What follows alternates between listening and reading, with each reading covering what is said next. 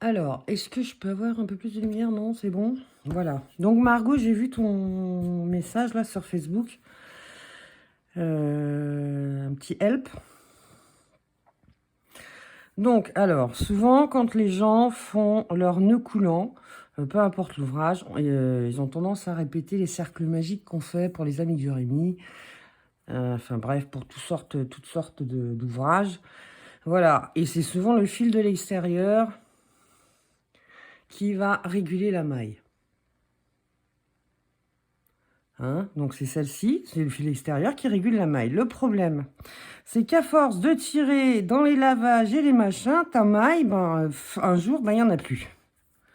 Hein, elle vient comme ça. Ça te fait un trou dans le début de ton ouvrage. C'est pas très joli. Donc, je te propose de prendre ton fil et de faire en sorte que ce soit le fil qui aille vers la pelote, en fait, qui régule ta maille de démarrage de ta chaînette. Hein, donc moi, je le fais comme ça. Et en fait, là, on voit bien, ça, c'est le fil de départ de la pelote. Celui-là, tu peux tirer dessus maintenant, il se défera jamais. Et tu feras ta chaînette en régulant ta maille, ta première maille, avec le fil qui va vers la pelote. Et de cette façon, quand tu cacheras le fil, peu importe quoi qu'il arrive, ta maille ne se défera jamais. Tu passes dedans. Je vais faire un petit ouvrage après pour te montrer la finition. Donc là, c'est ta première maille. Tu fais tes mailles chaînettes. Allez, je vais en faire 15. Après, je ferai un petit ouvrage, histoire de dire qu'on en a fait un. Alors, 1, 2, 3, 4, 5, 6, 7, 8, 9, 10, 11, 12, 13, 14, 15. Moi, je vais faire des brides pour aller plus vite. Est-ce que ça va me laisser un peu de jus pour pouvoir le plier? Je vais aller un peu plus loin. 16, 17, 18, 19, 20. Voilà. Donc maintenant, je fais un petit ouvrage, je reviens et je te montre comment finir un ouvrage en bout pour que ton nœud ne parte pas. Et ensuite, il y aura la couture. Il y a aussi une chose importante, c'est le premier rang, tu vois, je l'ai fini. Je suis arrivée en bout. Si tu veux quelque chose de net, hein, tu sais que là, tu es en bride. Souvent, les gens disent, ah, vous faites 3 mailles en l'air, c'est égal à une bride. Ok? Sauf que si tu fais 3 mailles en l'air, tu en auras 4, parce qu'il ne faut pas oublier que la première est sur le crochet. Et les gens oublient souvent de compter la première comme une maille. Donc là, en fait, je ne fais que 2 mailles en l'air pour en avoir 3. 1, 2, 3. Voilà. Et après, tu repars. Crac! Et tu verras que tes ouvrages seront nets. On va revenir après et je te montrerai, quand on revient sur ces mailles, comment ça se passe. Là, moi, j'en ai 20. Hein, donc, à chaque fois, je compte mes mailles. Enfin, quoi que je suis arrivée à un stade où je les compte plus. Je suis tellement habituée de savoir qu'il y a toujours une maille cachée au bout. Bon, des fois, je compte aussi. Hein, parce que, bon, une période où je sais même plus où je pique. Je sais plus qui je suis. Donc voilà, donc là, nous, on continue, on fait nos brides pour faire le rang. Souvent, c'est ce qui gâche le travail de ne pas compter la première maille. Et ça, on le voit souvent, et ça fait des espèces de petits bourrelets en bout de rang. Parce qu'il ne faut pas oublier que quand on fait la dernière bride, en fait, elle est lâche, la dernière bride. Et ça, on s'en rend pas compte, mais elle est souvent plus lâche que les autres. Hein, ce qui fait que ça remonte le travail et ça te permet d'avoir un ouvrage très droit. Tu vois? Donc, je ne sais pas si je me fais comprendre. Donc là, je suis dans l'avant-dernière. Je sais très bien que j'ai une maille cachée ici. Hein? Donc, je la prends. Zut, si je fais ma bride, c'est mieux quand même. Hein. Je suis un peu fatiguée. Je ne sais même pas qu'il est arrivé. 23 heures que je vois ton message. Je me mets à faire du crochet à 23 heures. Et tu vois, là, c'est droit. Hein? Donc, j'ai déjà une maille sur mon crochet. Je fais 1, 2. Voilà, comme ça, j'en ai 3. 1, 2, 3. Peut-être que ça aidera d'autres personnes aussi qui regarderont le truc. Et moi, j'ai des trucs super droits, en fait, quand je fais mon crochet. Il n'y a pas de magie, hein. Donc, je vais finir mon rang, là. Donc là, tu vois, je suis arrivé 3. Hop, je continue. Je vais faire mes brides. Là, je regarde mon ouvrage. D'habitude, je regarde la télé, mais bon. Ah, si ça peut aider. Moi, quand je vois ça, tu vois, je me dis, mince, alors... je me dis, si on peut s'entraider, ok. Une vidéo, ça vaut mieux que des mots. C'est toujours plus compliqué d'expliquer les choses que de les faire en visuel. Bon, arrive à la fin, je vais aller moins vite, hein. Mais tu verras, ça va te faciliter la vie. Et n'oublie jamais que quand tu finis un rang, tu as déjà une maille sur ton crochet. Haha! C'est comme pour les demi-brides, hein. C'est 2 mailles, mais tu en as déjà une, donc tu n'en fais qu'une en l'air. Donc tu vois, là, regarde, quand on regarde, ça fait un peu... Oh là là, ça m'a l'air un peu pourri ce truc-là, ça remonte. Hein, mais tu vas voir que ça fait droit à la fin. Donc là, je suis à l'avant-dernière maille. On voit toujours bien l'avant-dernière maille. La dernière, on la voit jamais. Donc moi, je fais ça. Pas compliqué, hein. Et je me cherche pas à me prendre la tête. On sait que la dernière bride est toujours plus haute que les autres. Va savoir pourquoi. Et moi, je pique là où je peux piquer, hein. Je m'amuse pas à compter. Je tire un peu. Parce que je sais qu'elle sera... voilà, tu vois. C'est pour belle la vie. T'es droit? Bon, bref. On le fait comme ça. Moi, je continue à monter les rangs. Je te montre comment je finis. La maille, la dernière maille, en fait, pour fermer le projet. Et après, pour la couture. Hein, moi, je m'en fiche. Ça, c'est une pelote, c'est un reste. Donc, ça ne me pose pas de problème de te montrer. Je continue. Tu vois, j'ai fait quelques rangs. Donc là, quand je pique, moi, je m'amuse pas à compter, hein. Soit je prends là, parce qu'elle m'a l'air nickel, ma maille, soit je prends carrément dans la montée, hein, dans le milieu de maille. Et je pourrais te dire que voilà, hein, mon truc, moi, il est carré, il est bien droit. Bon, là, j'aurais dû rajouter un demi en numéro de plus, mais j'ai pas le temps, j'ai pas envie de me prendre la tête. C'était juste pour montrer ça. Donc voilà, on a ça. Il rapproche peut-être un peu. Généralement, mes tutos, ils sont proches, hein. Hop, je fais mon jeté. Ici, des fois, je prends là, et des fois, si j'y arrive pas, je prends un peu plus haut. Il n'y a pas de... c'est pas tout carré, tout machin. Sachez que la dernière bride, et on a beau se dire, ah ben non, moi, ma bride est identique. Non, ta bride, elle sera toujours un peu... On le voit bien. La bride, la dernière, elle est toujours un peu plus grande, tu vois. On le voit bien, ça descend. Donc, si tu pioches dans la dernière ou juste avant parce que tu n'arrives pas à rentrer dedans, c'est pas un problème. Voilà. Alors, soit tu finis ton ouvrage, et je vais te montrer comment faire, soit tu plies, et dans ce cas-là, tu crochettes, hein, en faisant, tu prends le dernier nœud, le dernier trou là, avec le trou là, et puis tu remontes en crochetant. Faut voir le faire, hein, ça fait des épaisses coutures. Hein, tu peux remonter comme ça en faisant des mailles serrées. Évite les mailles coulées pour faire les coutures. Parce qu'il faut savoir que la maille coulée, en fait, elle donne aucune détente. Alors, tu as une manche qui est lâche, là. Et puis, alors là, tu seras là en train de tirer et tu n'arriveras pas à détendre ton ouvrage. Hein, voilà. Donc, crotte de bique, je vais m'en sortir. Je te montre. Donc, tu arrives à la fin de ton ouvrage. Pour avoir un nœud qui ne se défasse pas. Ou alors, tu as intérêt de t'accrocher, de prendre une aiguille ou un truc pour le défaire. Tu es ici. Souvent, tu vois les gens qui te disent « fais une maille en l'air ». Tu coupes, tu tires ton fil, youp, youp, youp. Sauf que cette maille-là, toute seule, abandonnée, eh bien, à force d'être lavée, elle se défait, ou à force de friction et autres. Donc là, tu en as fait une, tu resserres un peu pour resserrer celle qui colle à ton ouvrage, et tu vas faire une deuxième maille. Et crac! Tu vas laisser une bonne longueur pour te faciliter la tâche lorsque tu vas vouloir faire la couture. Tu tires. J'avais tout écrit, hein, main sur... en commentaire sur ton truc, je me suis dit, c'est un peu glauque. Donc, tu mets... Parce que je ne sais pas si je m'exprime bien. Là, il y a la voix plus le visuel. Donc voilà, tu as tes 2 bouclettes. Pose ton doigt, ton pouce. Tu mets ton index en dessous.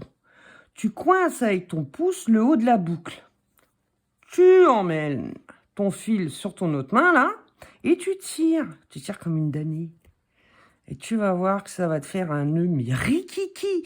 Ouais, plus costaud.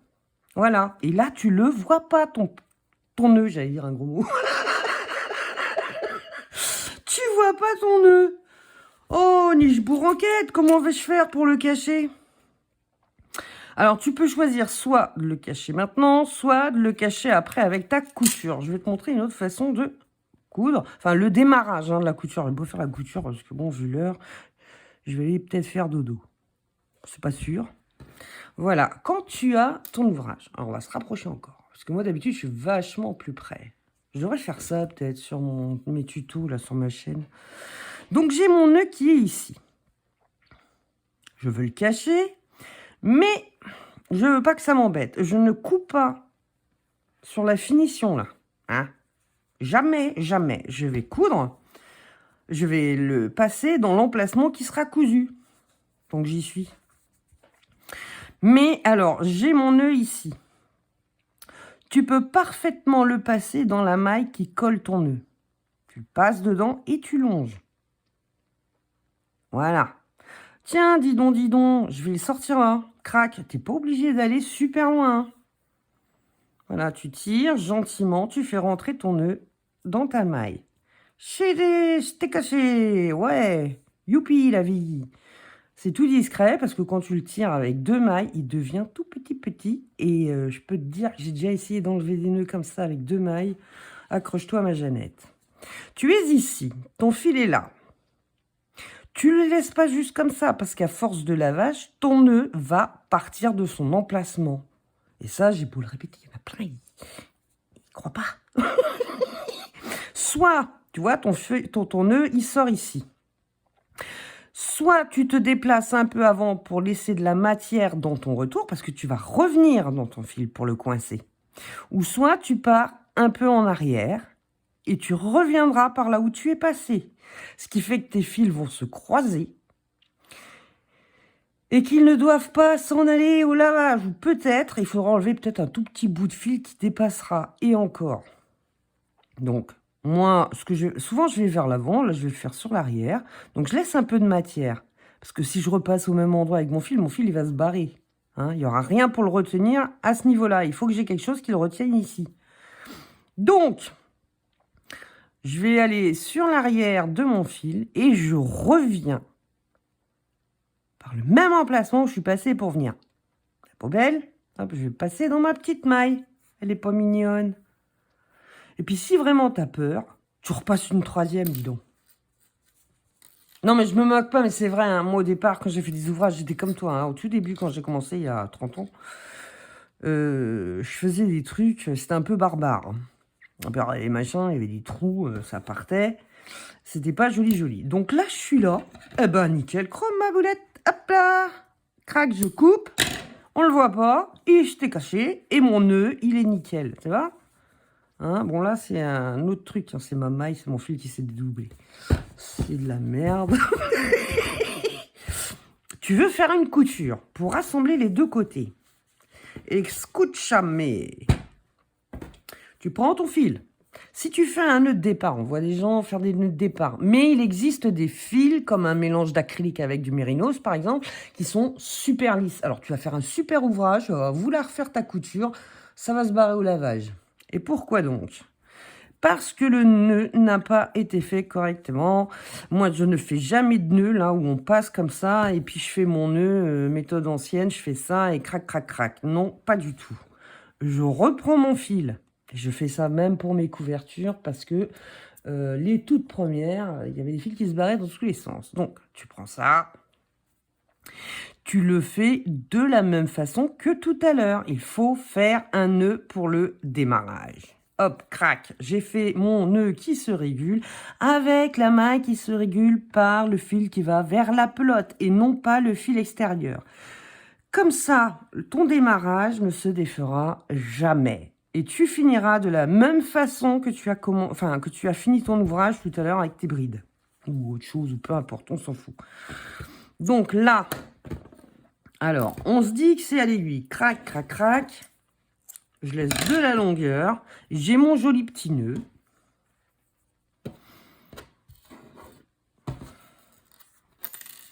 Je sais pas si je vais pouvoir t'aider, mais j'espère que c'est ça, parce que je ne me suis pas plantée dans ce que j'ai pu comprendre. Donc, tu as ton nœud déjà de préparé. On est d'accord. Tu as coupé la longueur de fil qu'il te faut. Tu mets ton aiguille.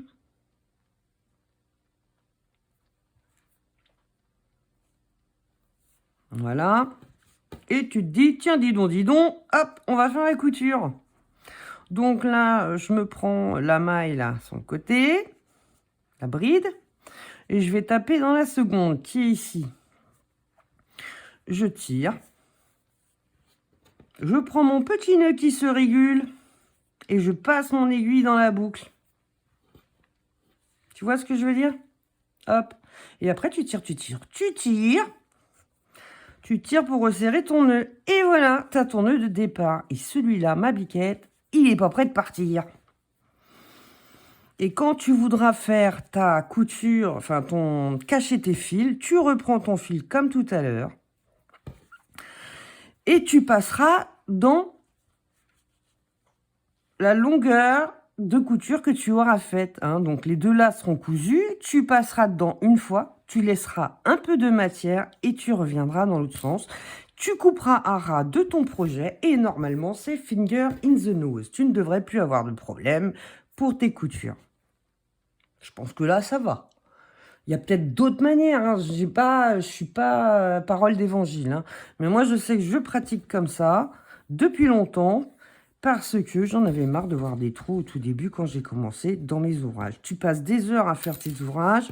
Voilà, tu vois, tu peux retirer, mais c'est ton fil de couture. Donc, tu vas le tirer au fur et à mesure. Et même si tu venais à faire du crochet pour le faire, tu commences comme ça. Même si tu couds en crochet, que tu couds à l'aiguillot au crochet, sauf qu'au crochet, tu tireras ton fil et tu réguleras ta maille. Moi, je peux te le montrer aussi. Hein. Tiens.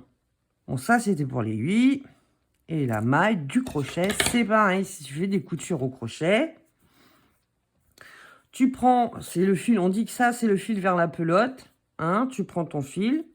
Là, celui de l'extérieur, il reste et il ne pourra en aucun cas réguler ta maille.